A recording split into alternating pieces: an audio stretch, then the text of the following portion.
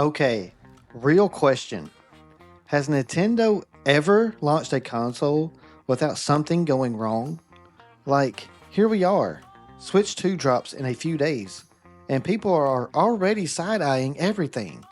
Game cards don't have actual games, $80 launch titles, JoyCons still might drift, and the EULA basically says Nintendo can shut your system off like it's a light switch. And we are all still excited? Absolutely. We love this stuff. Hey, I'm Tonic from Legend of Potato! And if you've ever watched a Nintendo launch go completely sideways and thought, yeah, I'll still buy it, this video's for you. So today, we're walking through every major Nintendo console launch since the Wii to figure out one thing. Why are they always a mess? And why do we just kind of not care? Like, maybe deep down, we kind of love it. We'll get into that.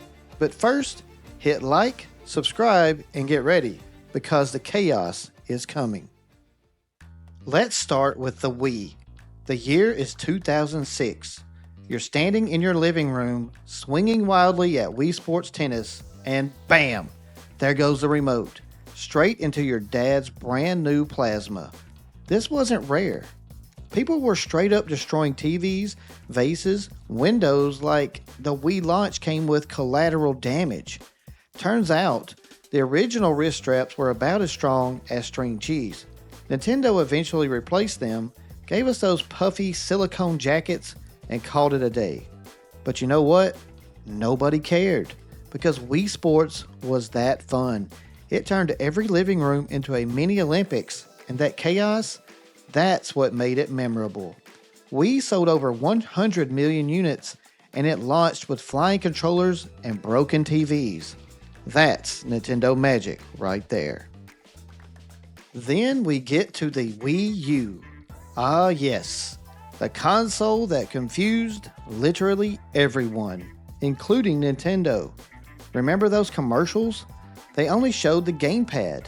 No console, no explanation, just, here's a weird controller, go figure it out. People thought it was an accessory for the Wii. Even store employees weren't sure.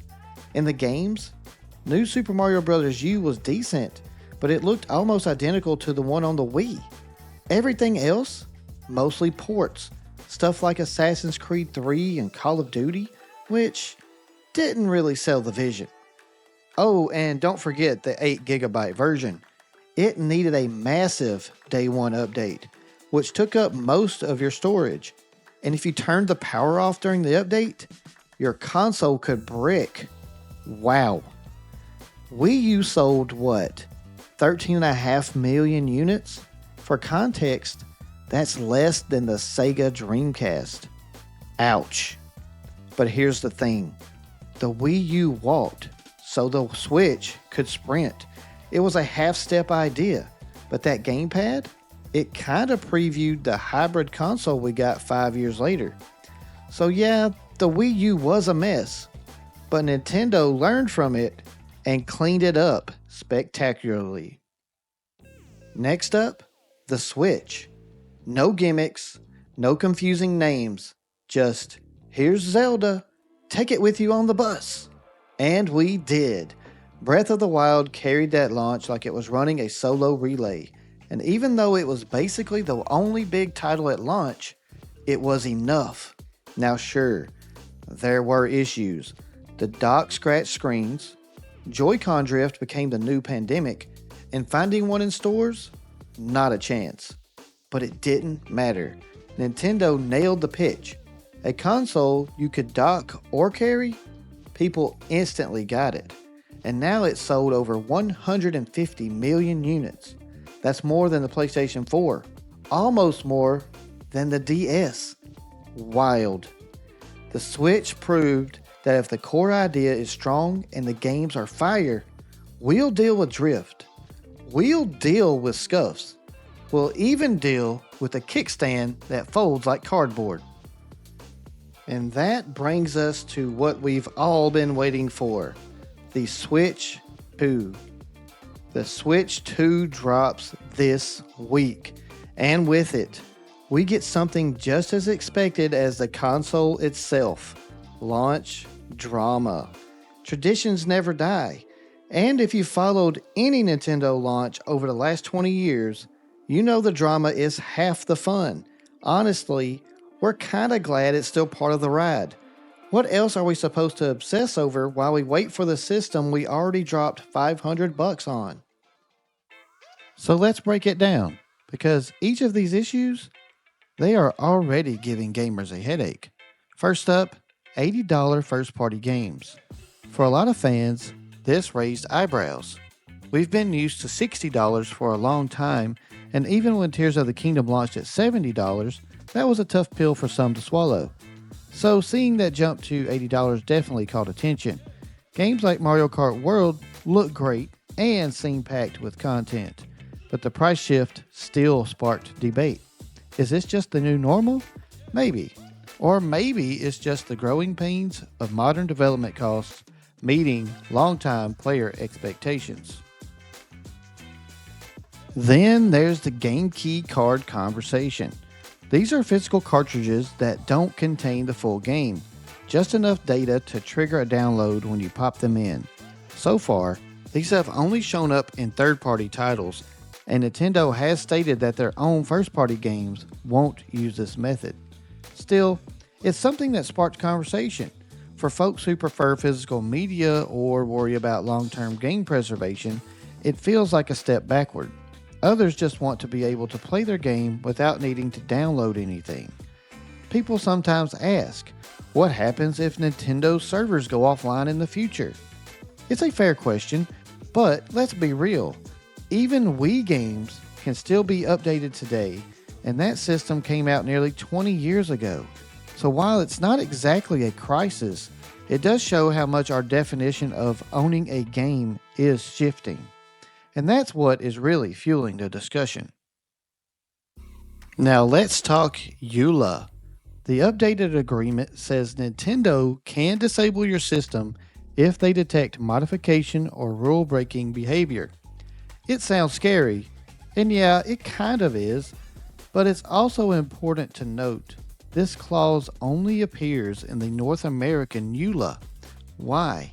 Because laws here are generally more favorable to corporations than in Europe or Asia, where similar language is not even enforceable. Still, here's the reality. Around 95% of Nintendo Switch owners never modified their systems. So, for most people, this tough policy won't affect them at all. It's definitely raised concerns, but in practice, it's more of a deterrent than a widespread risk. The next controversy? JoyCons.